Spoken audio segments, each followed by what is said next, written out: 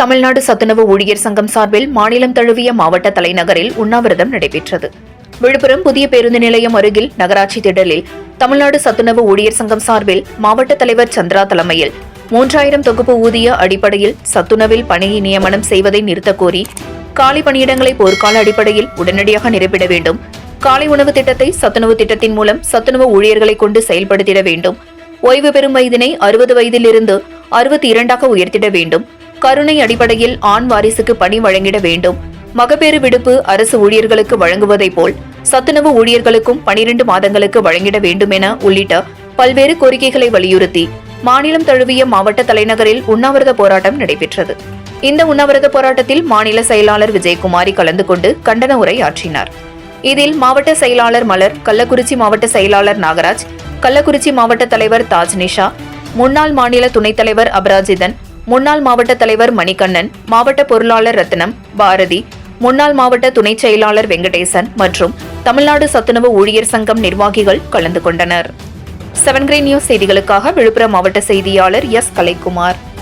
நியமிக்கணும், காலி பணியிடங்களை நிரப்பணும். நாங்கள் பல வருடங்களா போராடிட்டு இருக்கோம். அது சம்பந்தமா இப்ப சமையல் உதவியாளர்களை மட்டும் 3000 ரூபாய் தொகுப்பூதியத்துல நியமிக்கிறேன்னு சொல்லிட்டு ஜிஓவை தமிழக அரசு வெளியிட்டிருக்கு. அது அப்படி செய்யக்கூடாது அப்படின்னு சொல்லிட்டு அதை கண்டிச்சு தான் இன்னைக்கு இந்த மாபெரும் உண்ணாவிரதத்தை நாங்கள் நடத்திக்கிட்டு இருக்கோம். ஏற்கனவே சத்துணவு ஊழியர்கள் சிறப்பு காலமுறை ஊதியத்தில் தான் நியமிக்கப்படுறாங்க. ஆனால் இப்போ புதுசாக அரசாங்கம் தொகுப்பூதிய முறையில் 3000 சம்பளம் அடிப்படையில் நியமிக்க போகிறேன்னு ஜிஓ கொடுத்துருக்கிறதுனால அது நாங்கள் சிறப்பு காலமுறை ஊதியத்தில் இருக்கிறவங்கள எங்களை தரம் குறைத்து தொகுப்பூதியத்தில் நியமிக்கக்கூடாது அப்படிங்கிறத கண்டித்து சிறப்பு காலமுறை ஊதியத்திலேயே சத்துணவு பணியிடங்களை நிரப்பணும் அப்படின்னு சொல்லிட்டு தமிழக அரசை நாங்கள் கண்டித்து இந்த உண்ணாவிரதத்தை நடத்தி கொண்டிருக்கிறோம். மேலும் ஓய்வூதியம் 6750 குடும்ப ஓய்வூதியமா தரணும்.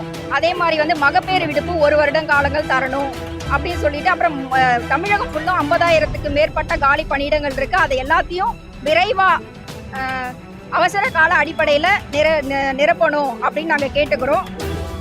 தேர்தல் வாக்குறுதியில காலமுறை ஊதியத்துல நியமிக்கிறோம், அதாவது காலமுறை ஊதியத்துக்கு மாற்றுறோம் சத்துணவு ஊழியர்களை அப்படின்னு நம்மள முதல்வர் மு.க. ஸ்டாலின் அவர்கள் சொல்லியிருக்காங்க. அதை நிறைவேற்றி தரணும் அப்படின்னு நாங்கள் கேட்டுக்கிறோம். தமிழ் ஊழியர் சங்க மாநில செயலாளர் ஜெயக்குமாரி.